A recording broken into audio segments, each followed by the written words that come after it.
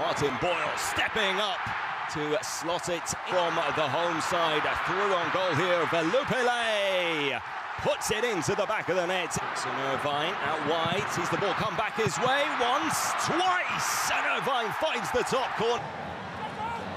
It's a lifeline. Have to try and find one very soon now, perhaps.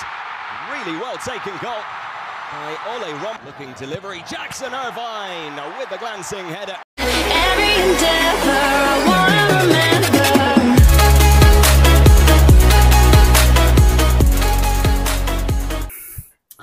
Assalamualaikum warahmatullahi wabarakatuh. Apa kabar Sobat Beyond Education semuanya? Semoga kita dalam keadaan yang sehat walafiat. Pada kesempatan kali ini kita akan membahas sebuah topik yang sedang viral nih, karena kejadian itu baru aja kemarin.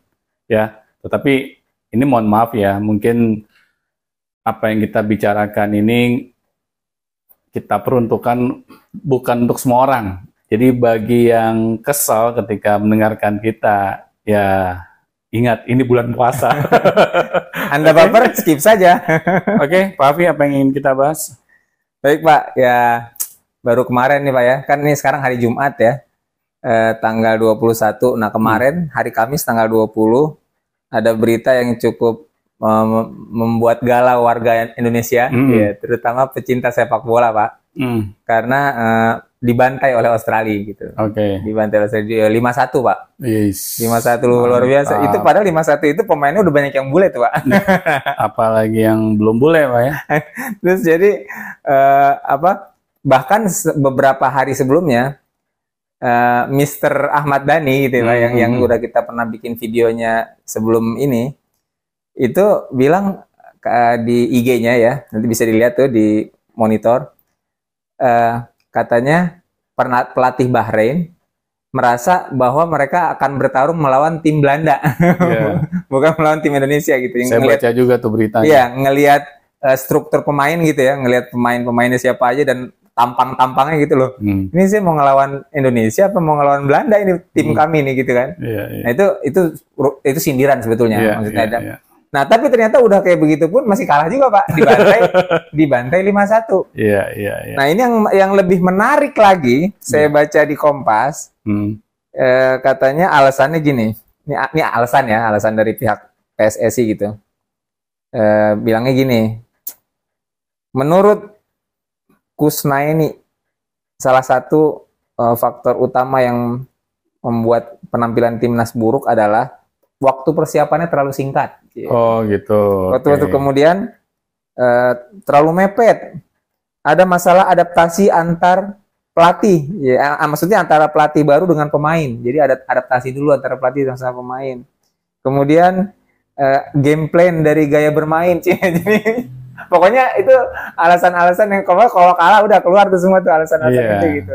Nah padahal kita udah pernah ngebahas kan Pak di video yang sebelumnya yang Mr. Ahmad Dhani kemarin, bahwa ini ya udahlah pemain naturalisasi yang 40 tahun aja tuh, 40 ya, lalu kita nikahkan sama wanita-wanita Indonesia gitu kan. Nah itu ya maksudnya apa, itu kan majas Pak ya. Ya itu bentuk sindiran. Ya bentuk sindiran. Nah gitu. Jadi ya udah ternyata terbukti Pak. Jadi bisa dibilang video ini adalah sequel dari komentar Ahmad Dhani yang kemarin Pak. Yang sebelumnya ya. Sequelnya nih Pak yang sekarang. Sangat viral. Kita dibantai 5-1 gitu kan. Iya Pak, jadi terbukti kan ya, yang namanya program naturalisasi ini sulit Pak untuk mendapatkan hasil yang kita harapkan. Kalau saya nggak heran Pak waktu Indonesia itu dibantai 5-1. Karena apa? Karena ini sangat dipaksakan tim ini Pak. Ya boleh deh, misalnya kita naturalisasi banyak orang asing gitu Pak ya, untuk bermain di timnas Indonesia.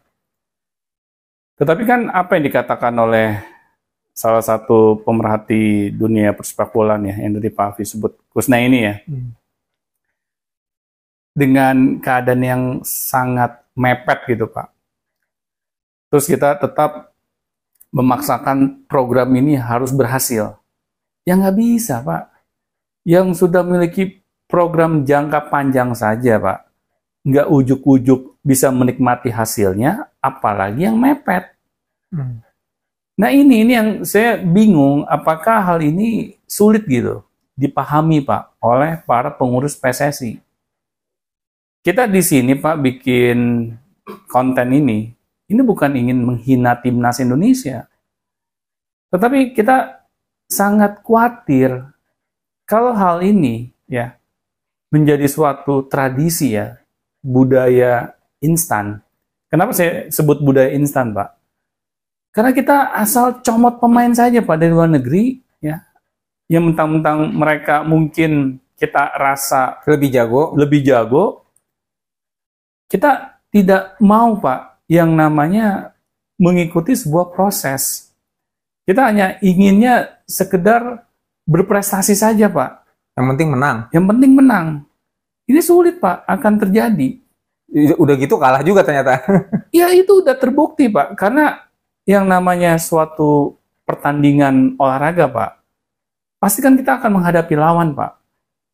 Yang lawan ini pastinya mereka nggak akan mau kalah Pak ketika bertanding sama kita. Dan mereka juga persiapan mungkin bertahun-tahun. Iya.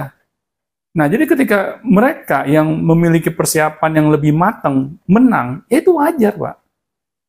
Ini kita sedang tidak membicarakan joki masuk ke perguruan tinggi negeri, Pak. Itu berbeda, Pak. Ya, yang dihadapi hanya kertas jawaban, ya.